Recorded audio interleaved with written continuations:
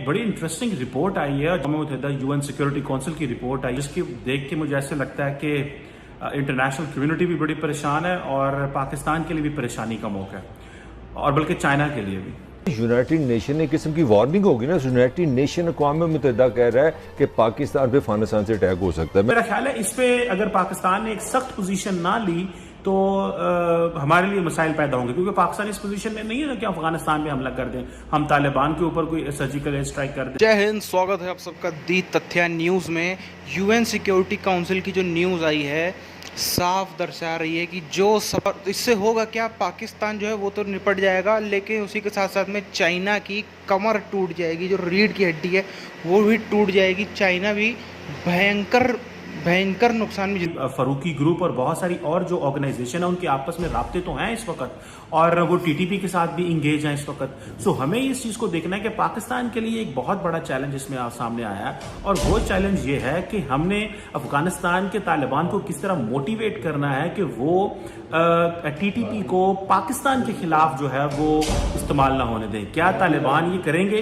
क्या अफगान हुकूमत ये करेगी? क्योंकि अगर टीटीपी अफगानिस्तान के अंदर बैठी हुई है तो टीटीपी बेसिकली अब तालिबान की मर्जी के साथ बैठी हुई है। ये कैसे हो सकता है कि वो ना बैठे? और जो यूएन सिक्योरिटी काउंसिल की रिपोर्ट कहती है कि जो टीटीपी है वो अफगान तालिबान के साथ मिलकर अफगानिस्तान के ऊपर भी हमले करती है। सो अफगानिस्तान को ये समझना चाहिए कि तहरीक तालिबान पाकिस्तान और तालिबान जो हैं ये अफगानिस्तान के दुश्मन है। तालिबान तो हैं ही है, लेकिन टीटीपी जो है वो भी ये अफगानिस्तान की दुश्मन है।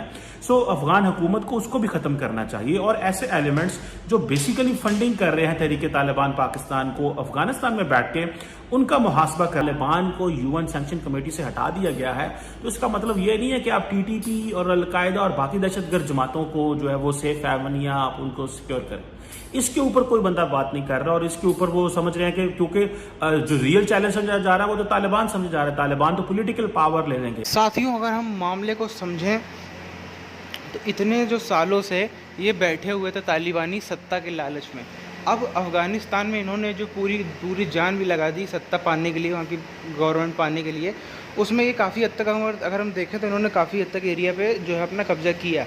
अब जो भी हो रहा है, जंग होगी, पीछे ढकेला जाएगा, नहीं ढकेला जाएगा, तो फिलहाल तो स्थिति चल रही है बराबर की चल रही है। कभी तालिबान अफ़गानिस्तान की जगह पे कब्जा कर लेता है, कभी अफ़गानिस्तान उनकी जगह पे कब्जा कर लेता है, अपने यानी कि वापस ले लेता है अपनी जगह को।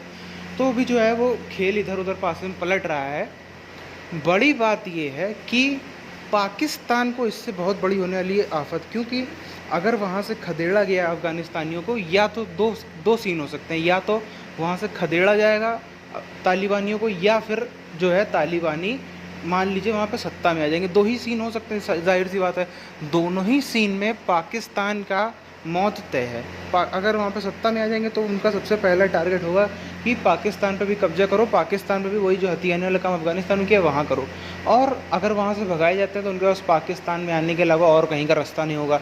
पाकिस्तान में आएंगे तब भी वही सेम चीज़ है। दोनों ही स्थिति में पाकिस्तान की तो मौत जो है लिखी गई है। लेकिन अगर हम देखें तो चाइना ने इतना बम्पर ट्रिलियंस ऑफ डॉलर का पैसा खर्च किया है, इन्वेस्ट किया है पाकिस्तान में, इतनी उसकी डिपेंडेंसी उसकी बहुत ज़्यादा है। अगर हम देखें तो सीपेक वो आखिर क्यों बना रहा है? सीपेक वो इसलिए बना रहा है अरबों कमाने के लिए, ताकि उसका जो मेन बिज़नेस है, मेन कोर बिज़नेस, अगर हम देखें तो पहले इनके पास जो अभी जो रास्ता है, जो ट्रेड रूट ये फॉलो करते हैं, चाइना से जितना माल एक्सपोर्ट होता है वो जाता है समुद्र के थ्रू, यानी कि साउथ ईस्ट चाइना सी है, वहाँ से जाकर के ये मलक्का के होकर निकलता है। तो वहाँ पर तो हम देखें तो आप मैप में देख सकते हैं इंडिया बैठा हुआ है, जो उनके लिए सबसे बड़ा थ्रेट है, जिसकी वजह से ये इतना सभी सीपेक वाला तामझाम कर रहे थे कि वहाँ से अगर इंडिया ने रास्ता ब्लॉक कर दिया, अंडमान निकोबार आइलैंड से नेवी ने ब्लॉक कर दिया, तो फिर इस रास्ते को ये अल्टरनेटिव रूट बना के इनका बिजनेस चलता रहेगा। अब जब ये रास्ता भी अगर ऐसी स्थिति हो जाएगी जब आतंकवादी सब यहाँ पे कर लेंगे, तो फिर वहाँ पे सीपेक तो बर्बाद हो जाएगा, वहाँ पर व्यापार नहीं हो सकता। जहाँ पर भी आतंकवादी चीज़ें होती हैं वहाँ पर व्यापार बिजनेस नहीं हो सकता। तो दोनों तरफ से जो है चाइना मारा जाएगा। चाइना का होगा क्या? चाइना का बिजनेस बंद हो जाएगा। जहाँ चाइना का बिजनेस बंद होगा उसकी रीढ़ की हड्डी टूट जाएगी, चाइना घुटनों पर आ जाएगा। सोवियत यूनियन इसीलिए डूबा क्योंकि उनके पास बिजनेस नहीं था। तो फिलहाल इस वीडियो को हम यहीं ख़त्म करते हैं। चैनल सब्सक्राइब करके बेल आइकन आपका दबाना आपका काम है, आप कर लीजिए उसे। धन्यवाद। जय हिंद।